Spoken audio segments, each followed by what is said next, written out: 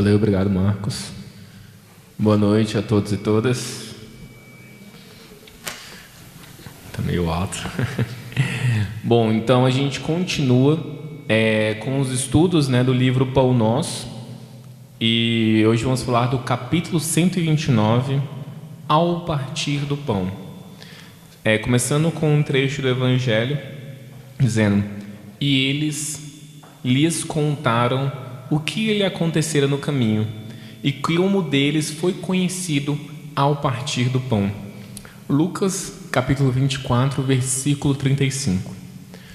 Muito importante o episódio em que o mestre é reconhecido pelos discípulos que se dirigiam para Emaús em desesperação. Jesus seguira-os, qual amigo oculto, fixando-lhes a verdade no coração com as fórmulas verbais carinhosas e doces. Grande parte do caminho foi atravessada em companhia daquele homem amoroso e sábio, que ambos interpretaram por generoso e simpático desconhecido. E somente ao partir do pão reconhecem o mestre muito amado. Os dois aprendizes não conseguiram a identificação nem pelas palavras, nem pelo gesto afetuoso. Contudo, tão logo surgiu o pão materializado, dissiparam todas as dúvidas e creram. Não será o mesmo que vem ocorrendo no mundo há milênios?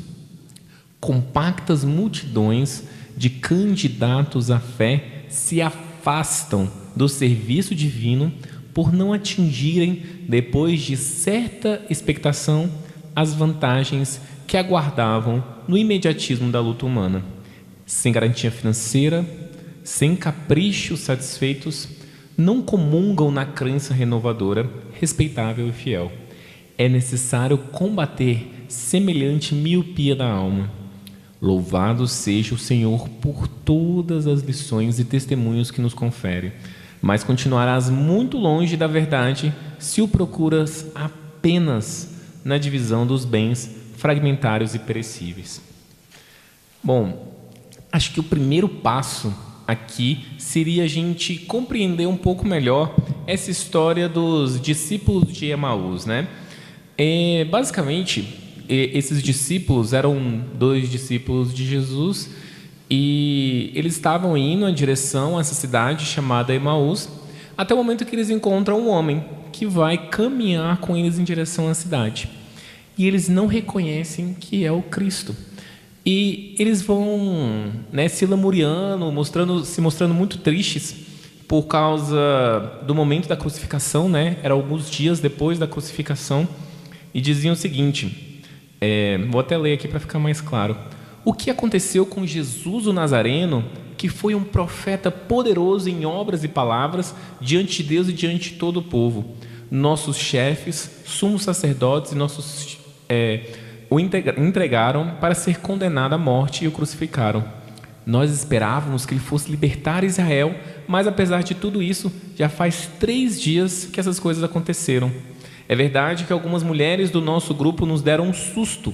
Elas foram de madrugada ao túmulo e não encontraram o corpo dele. Então voltaram dizendo que tinham visto anjos e que eles afirmaram que Jesus está vivo. Alguns dos nossos foram ao túmulo e encontraram as coisas como as mulheres tinham dito. A ele, porém, ninguém o viu. Então eles vão contando essa história sem suspeitar que a pessoa que está ali ao lado é o próprio Cristo. E vão caminhando, vão conversando,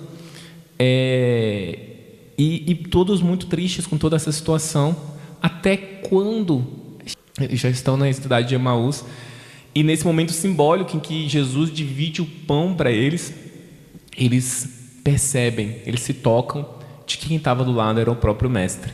Mas nesse momento ele desaparece. A lição que vai sendo mostrada aqui, que a gente tenta interpretar, é o primeiro questionamento, Se eles eram discípulos do Cristo, como é que eles não reconheceram? Como é que eles não reconheceram aqueles a quem eles seguem? E a princípio a gente pode ir pela resposta fácil, de procurar a semelhança física aqui no centro ou em qualquer instituição religiosa, a gente sempre associa Jesus, né? Aquele cara de cabelos longos, a barba também muito longa. E talvez se a gente decorasse aquela imagem, a gente perceberia se Jesus está ou não ao nosso lado. E provavelmente era o que eles iriam fazer também. Só que a verdade é que, será que só reconhecer essa imagem, de decorar a imagem de Jesus, é o suficiente para saber que Ele está conosco, quer dizer que Ele está caminhando ao nosso lado? Porque a verdade é que a gente se apega de fato a essa questão física, essa questão palpável. A gente é assim e também eram dessa forma os próprios discípulos. Mas Jesus, Ele pode estar ao nosso lado, assim a gente vê, nós podemos perceber pelas palavras, pode perceber não só diretamente pela pessoa encarnada como Jesus, mas com uma pessoa amiga trazendo palavras de consolo, como uma pessoa às vezes que você nem conhece, que pode estar transmitindo aquele amor. Então Jesus está ao lado e a gente não reconhece. E quantas vezes a gente não se sente completamente desolado, completamente sozinho, e sentindo que foi abandonado por Jesus, por Deus, por todos. Então, quando a gente para pensar nisso, se a gente já se sentiu assim em algum momento, é porque nós não somos tão diferentes assim do que aqueles discípulos que estavam caminhando em direção a Emaús. E como é que a gente faz então para passar a reconhecer de fato quando Cristo está presente em nossas vidas? No próprio Evangelho tem a passagem, né, que fala sobre se haverá falsos cristos e falsos profetas. E Jesus ele traz uma técnica, por assim dizer, que é muito fácil para você identificar de fato quem seriam esses falsos cristos, esses falsos profetas, saber diferenciar um do outro. E em uma das passagens ele fala o seguinte: porventura os homens colhem uvas dos espinheiros ou figos dos abrolhos? Ou seja, não tem como a gente colher uva de espinheiros. Isso é óbvio, a princípio é muito óbvio. E o que isso tem a ver com identificar os falsos cristos e os falsos profetas? Quer dizer o seguinte: para a gente identificar uma árvore, nós temos que ver os frutos que ela gera. Ou seja, quando se trata de pessoas, os frutos seriam as atitudes, seriam as obras. O que é muito comum da gente encontrar são pessoas que desenvolvem uma boa oratória, que conseguem argumentar bem uma ideia, né? E que até se mostram, por causa disso, né, representantes da mensagem de Jesus. Em outros casos, conseguem fazer coisas que nem todo mundo consegue.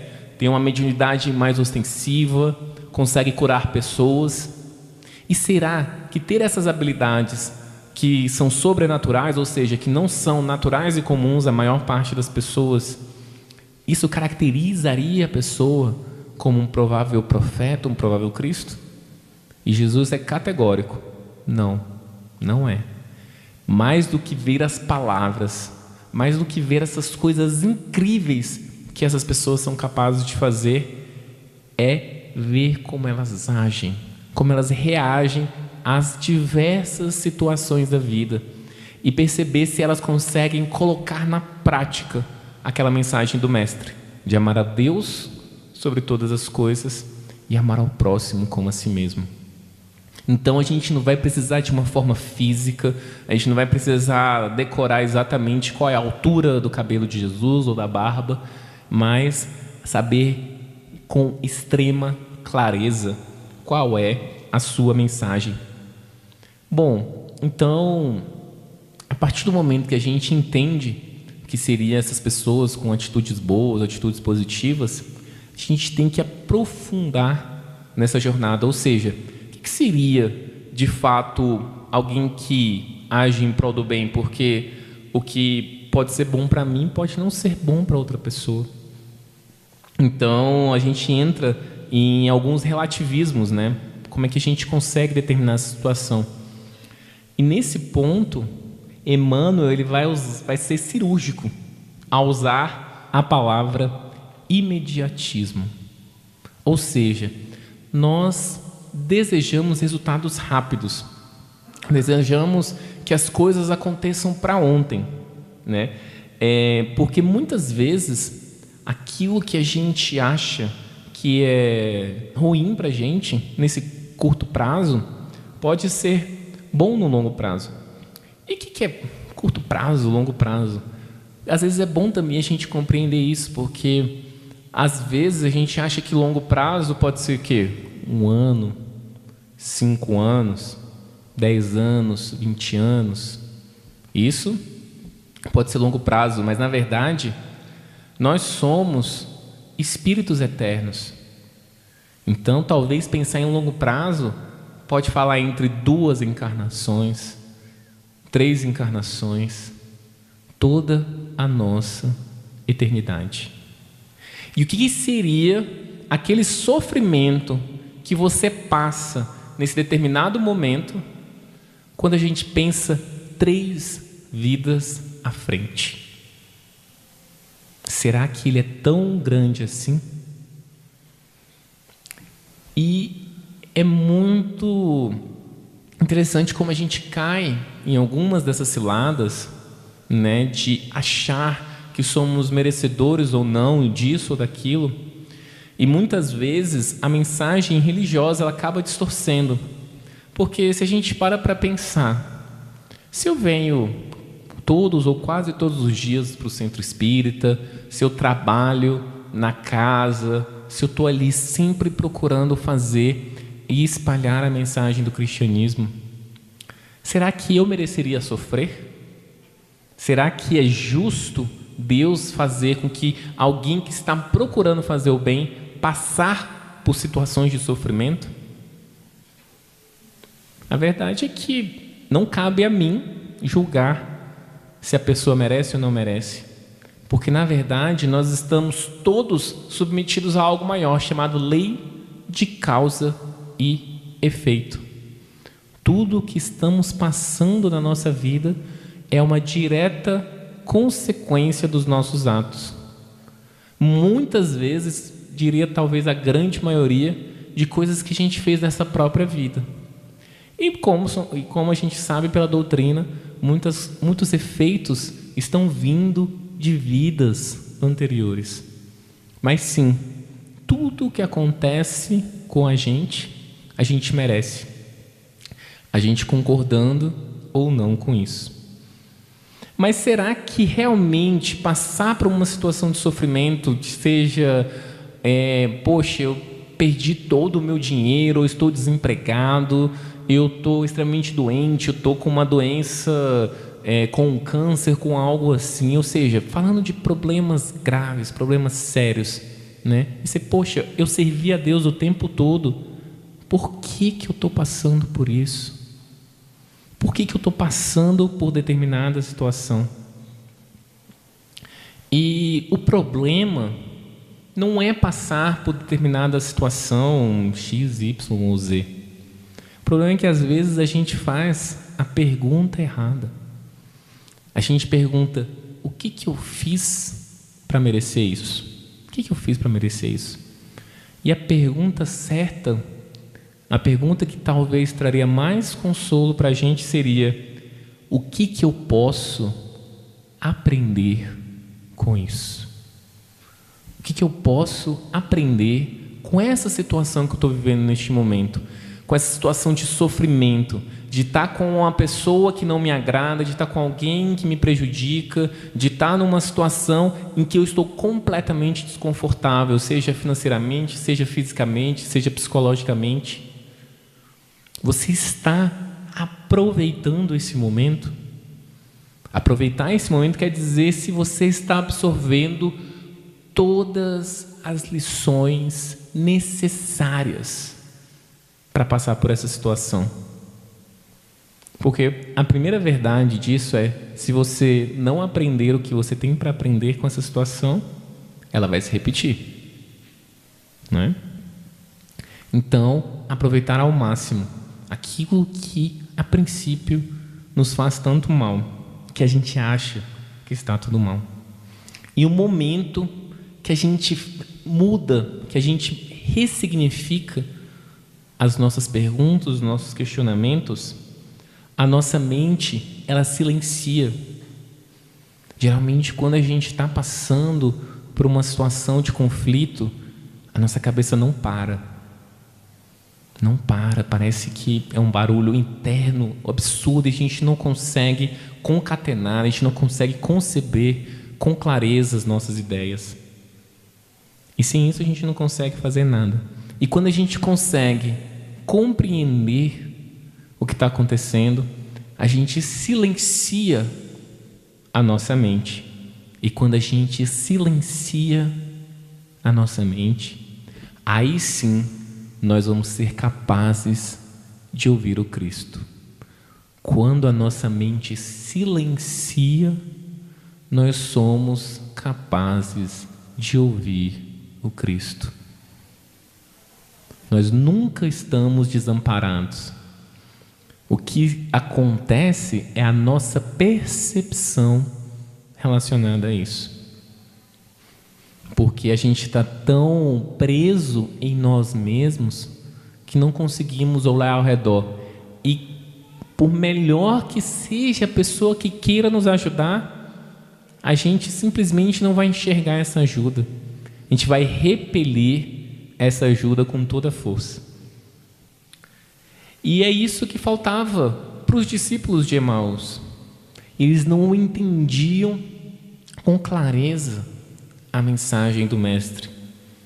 Já conheciam, já reconheciam Ele como Messias, mas ainda não entendiam o cerne, porque naquele momento eles falavam que a expectativa que eles tinham é que Jesus iria libertar Israel, porque essa é a profecia do Cristo, que existiria um escolhido por Deus, o Filho de Deus, ia libertar o povo. Só que, de novo, nós somos extremamente imediatistas e materiais. E os judeus se confundiram. Eles estavam ali sendo escravizados pelo povo romano. Então, se você fala em liberdade, a liberdade seria o povo judeu ser livre do povo romano. Só que Jesus, ele trouxe uma mensagem, uma proposta de liberdade bem mais profunda do que aquela. Quando ele dizia: o meu reino não é deste mundo. O meu reino não é deste mundo. Ele não estava ali para libertar um povo do outro, nem nada daquilo. Ele queria trazer uma liberdade que não podia ser tirada de forma alguma. Uma liberdade interna. Uma liberdade que faça chuva ou faça sol, se eu estiver rico, se eu estiver pobre, se eu estiver saudável, se eu estiver doente, ela tem constância. Porque a gente percebe sim, quando nos reconhecemos, quando Cristo traz a mensagem que nós somos espíritos eternos, aí a gente percebe que o nosso sofrimento imediato é muito pouco. E que o presente que seguir a Deus pode nos dar não é se a gente vai conseguir o carro do ano ou se a gente vai ter uma saúde em abundância. A gente pode buscar o melhor para as nossas vidas, mas não é isso, porque essas são recompensas materiais imediatistas que podem ser tiradas de nós. Não tem nada de errado com ela. Não tem nada de errado em termos do material. Há muito de errado em dar o valor diferente a essas coisas. Ou seja, dar todo o valor e todo o foco àquilo que a gente pode perder amanhã. Enquanto Jesus trazia uma lição de mostrar algo que nunca pode ser retirado de nós. Esse é o reino de Deus. É esse o reino que Ele foi trazer. Eis a liberdade que Ele veio nos mostrar e que ainda é tão difícil de compreender. E aí o próprio Emmanuel cita que a gente vacila com relação à nossa fé. E o que é fé? É uma palavra que a gente escuta tanto, né? Fé. E o que significa fé de fato? Se a gente for no dicionário, a gente vai encontrar 5, 6 significados diferentes.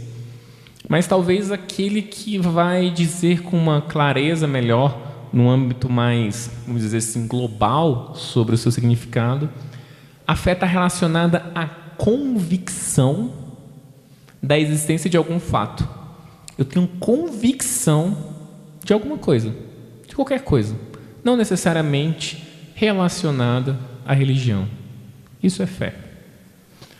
E aí, quando entramos no âmbito mais religioso, existe uma definição muito boa de fé que a gente vai encontrar em Hebreus, lá no Antigo Testamento. Vai dizer o seguinte, que a fé é a certeza daquilo que esperamos e a prova das coisas que não vemos. A certeza daquilo que esperamos. Então, para eu ter certeza do que eu vou receber de Deus, do que eu posso esperar de Deus, eu preciso de mais clareza. O que a gente está esperando de Deus? Que Ele resolva os nossos problemas e que num passe de mágica, que a gente faça uma oração, tudo resolve instantaneamente? Não é isso. O que Deus nos dá é a oportunidade de melhorar a todo momento. Vão dar obstáculos, desafios, o que quer que seja, para que nós evoluamos, nós possamos evoluir na nossa jornada. E aí, quando a gente espera, quando a gente tem uma clareza do que Deus tem para nós, é muito mais fácil ter fé. Ou seja, você não tem dúvida, você tem certeza do que você pode esperar. E aí o segundo conceito, ele fala que é a prova das coisas que não vemos. Como é que a gente consegue provar aquilo que a gente sequer consegue ver? Parece quase uma contradição. Mas eu acho que quem complementa melhor ainda esse ponto é Kardec. Kardec diz que para crer não basta ver, é preciso, sobretudo, compreender, entender como as coisas são de fato. Eu, por exemplo, eu não tenho mediunidade ostensiva. Talvez uma pessoa com mediunidade ostensiva veria vários espíritos aqui no salão, por exemplo. Eu não vejo, mas eu compreendo que isso é totalmente possível.